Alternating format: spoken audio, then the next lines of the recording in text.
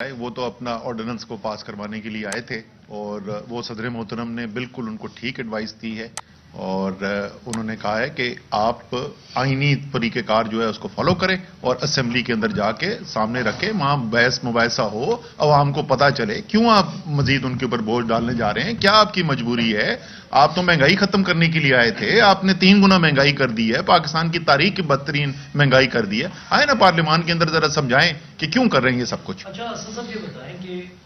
اب ایک قسم کا تو لاک ڈاؤن ہو چکا ہوا ہے کہ گورنمنٹ اس معاملے میں گورنر صاحب اپنے ایک فریق بن چکے ہوئے ہیں،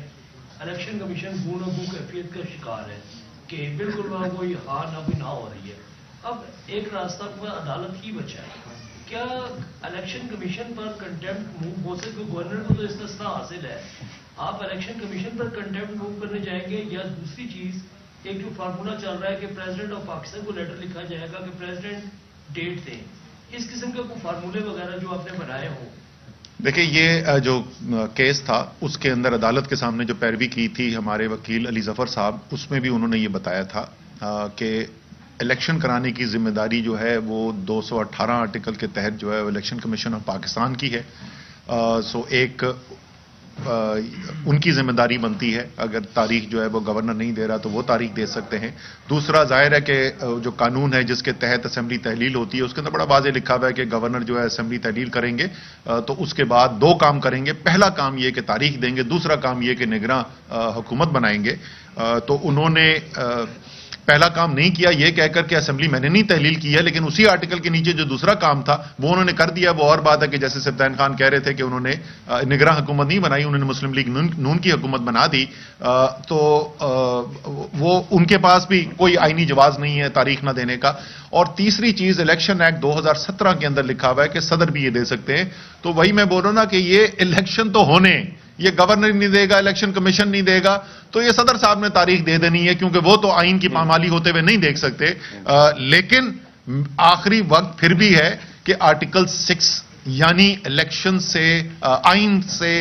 کہ انحراف کے مرتکب نہ ہو، آج بھی وقت ہے الیکشن کمیشن کو، اور آج بھی چیف الیکشن کمشنر امید ہے کہ اپنے اجلاس جو وہ کر رہے ہیں اس اجلاس کے اندر الیکشن کی تاریخ کا اعلان کر دیں گے، خاص طور پہ اس لیے کہ وہ تو پہلے گورنر کو خط لکھ چکے ہیں کہ 9 اور 13 کے درمیان اپریل کے درمیان تاریخ دے دی جائے، تو اس میں اب کوئی مزید کوئی تاخیر کرنے کی وجہ ہی کوئی نہیں بنتی۔ اسد صاحب یہ بتائیے گا کہ آپ سے چونکہ گورنر جو ہے وہ تاریخ نہیں دے رہے اور یہ غیر آئینی اقدام ہے ان کا، تو کیا آیا صدر مملکت جو ہے وہ گورنر کو ہٹا سکتے ہیں؟ دیکھیں جی، جیسے اسپیکر صاحب نے بھی کہا کہ خط تو لکھا جائے گا صدر پاکستان کو، اس کے بعد ظاہر فیصلہ صدر پاکستان نے کرنا ہے کہ اس کے اوپر کیا وہ اقدام لیتے ہیں۔ تاریخ دینے کا تو الیکشن ایکٹ 2017 کے اندر لکھا ہوا ہے، تو اگر تاریخ نہیں آئے گی تو وہ تو مجھے یقین ہے کہ یہ تو نہیں ہو سکتا کہ صدر پاکستان جو سب سے بڑے آئینی عہدے پہ بیٹھے ہیں اور ظاہر ہے آئین کا دفاع کرنا ان کی ذمہ داری ہے کہ وہ آئین ٹوٹتے ہوئے دیکھیں گے، تو اگر اور کوئی کسی نے تاریخ نہیں دینی انہوں نے تو تاریخ تو دے دینی ہے۔ گورنر کے خلاف وہ کیا اقدام لیتے ہیں یا نہیں لیتے یہ فیصلہ ان کو ہی کرنا ہوگا۔ 100% جی، مجھے تو بالکل اس میں کوئی شک ہی نہیں ہے کہ اس وقت جان بوجھ کر بحران پیدا کرنے کی کوشش کی جا رہی ہے، کیونکہ فیصلہ یہ ہو گیا ہے کہ سیاسی موت نظر آ رہی ہے عمران خان کے آگے سیاسی مقابلہ کرتے ہوئے، گراؤنڈ پہ اترتے ہوئے، اس لیے بالکل واضح فیصلہ ہے کہ اگر آئین توڑنے کی ضرورت پڑے تو آئین کو بھی توڑ دیا جائے۔ اسی سوچ کی ماضی ہے یہ جو آرڈیننس کے ذریعے جو ہے پاکستان کی تاریخ میں پہلی دفعہ انہوں نے نئے ٹیکس لگانے کی کوشش کر رہے ہیں، کیونکہ وہ اب ان کے ذہن میں آئین کوئی معنی نہیں رکھتا۔ بہت